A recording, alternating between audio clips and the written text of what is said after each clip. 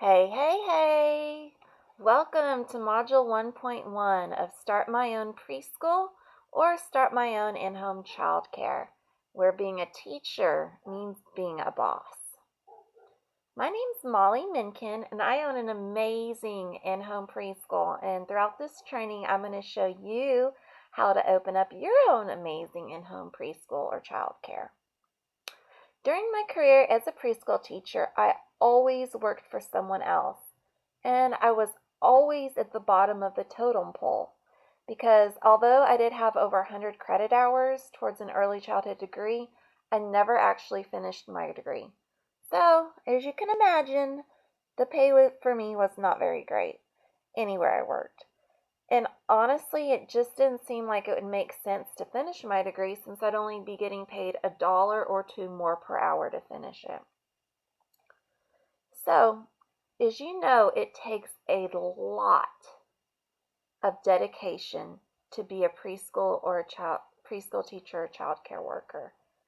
The system is definitely broken in America because we don't get paid what we're worth. We are worth so much more than $1 or $2 above minimum wage.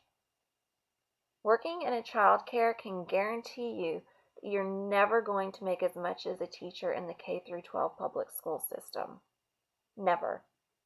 The average preschool teacher at the height of their career will only make an average of $18 per hour, and that's with an advanced degree or 25 years experience. However, a kindergarten teacher can expect to make an average of $23 per hour their first year teaching. Is the kindergarten teacher's job that much more valuable than the child care workers? Absolutely not. The system in America is broke, and I'm going to show you a way to change that and take your income into your own hands.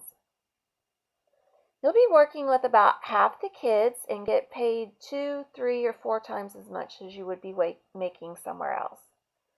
This here is a picture of me in my last job before I opened up my own childcare. And as you can tell, I'm wearing a Snow White costume, and all the little kids have on crowns that are from Burger King because this was our fairy tale dress-up day.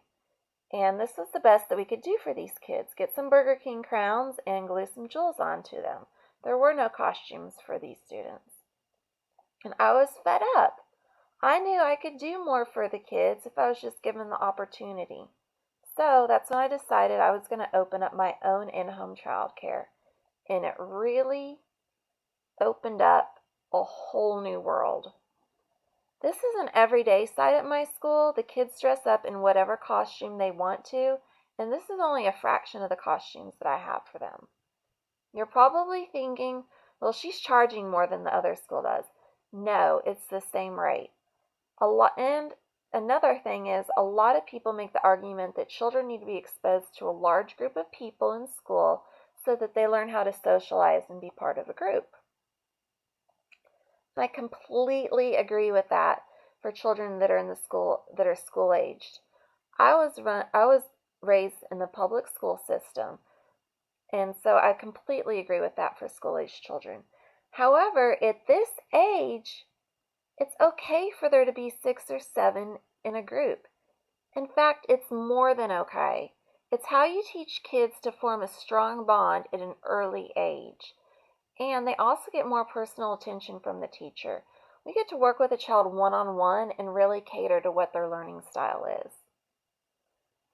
So I know all of you have looked into what your state requires for licensing, and for many of you, there is no degree required. How many jobs can you advance in without furthering your education? Or start off at the top? Even in some states, not even having years of previous experience is okay. Do you see how this feels like we found a great big loophole? It's a good feeling, right? We'll get used to it because this is a good feeling job. So here's a few things that I'm going to go over in this training. Not this one training, but the whole program. We'll be doing market research, building a budget, building up your space, what to buy and where, licensing regulations, bank account, EIN, business license, making a website and social media presence, advertising, getting ready for inspection, taxes, vouchers, meal program, insurance, professional development and training, classroom management, tips, schedules, and menus. I'll also be going over the coronavirus and how it's affected my business. And you also need to know what a child care desert is, because 61% of us Americans live in one, and you may live in one and not even realize it. Okay, I'm going to go over the types of child care. The first is full-time regular child care, which is what I do. For me, it's from 8 to 5:30, Monday through Friday, and I have the same kids every day. And they are signed up with me basically until they go to kindergarten. That's what full-time regular child care looks like. But you could also do part-time regular child care. And this is a good idea if you'd like to use part of your day to plan or do curriculum, make changes about what they're doing on a regular daily basis, big changes, or if you just don't have the stamina to do the whole day. And in the program, I'll go over my easy peasy curriculum, so that's one thing you don't have to worry about. The other type of child care is drop-in child care, and it's where you're recognized by certain agencies in your area to be able to accept drop-in students, which you don't necessarily know any of these kids before you get them, and you may not know how many you're going to be working with on a daily basis. There will be a limit on how many you can take, but you don't really know how many you're going to be getting on a daily basis.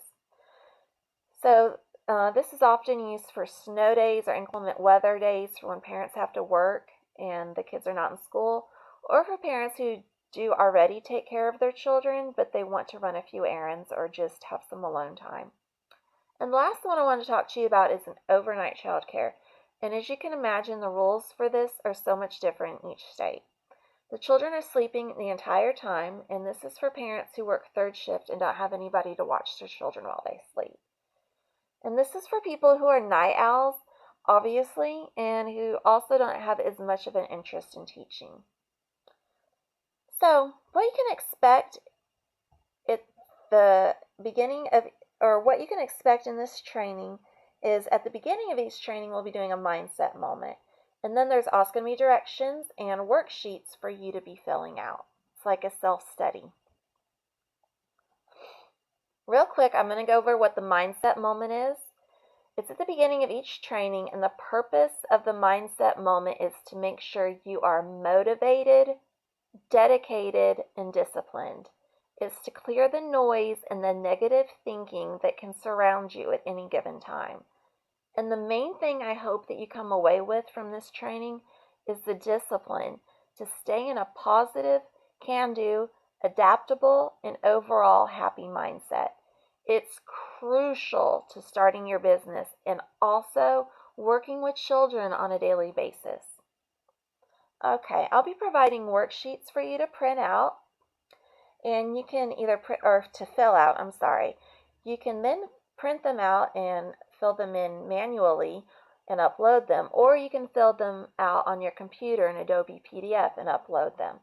And you're going to be uploading them to the cloud, and in this case, we'll be using Google Drive. But the cloud is something you do need to get familiar with, and there's all sorts of different ones, but it'll be a good idea for you to keep all of your training and business-related documents in the cloud or on a thumb drive in case anything were to happen to your computer. So I'll show you how to upload them into a shared file, the worksheets for this training, shared file between me and you, so that I can review and check on the progress of the different things that we're going over. Everybody in this training is going to be in a different situation, and you'll each be going at your own pace. So in order for both you and I to be able to come up with a realistic timeline for you to stick to, you will need to contact your local licensing office and ask them to give you a breakdown of what steps need to be taken before they come out and inspect your place before you open. I will go over everything with you on one-on-one in detail, However, you do need to know from the horse's mouth what steps need to be taken. It would not be a good use of my time to do that for all 50 states, so that's why it's up to you to figure out. Okay, here's some things you can expect. You do need to get a tuberculosis test and a physical, and a lot of states have have a new provider orientation. And just remember that there does need to be a paper trail, so don't run off and get a physical without obtaining the proper paperwork for your doctor to fill out. And keep in mind, you can open before you get licensed, just as long as you keep under the number of children. Keep the number of children under the licensing requirements for your state, but you'll want to get licensed before you do add the next child. Regardless, you do want to find the number for your local licensing office and be extra friendly to these people because you will be working with them a lot over the next several years. And don't be afraid to ask questions. That's why they're there. And there's no such thing as a stupid question because it's better to be over-prepared and over-cautious when you're in the business of dealing with the safety of young children. So that is just an introduction to what we'll be going over in the training, and I hope you're as excited as I am about our next trainings. And remember, hey, you got this. Look out, world, here we come.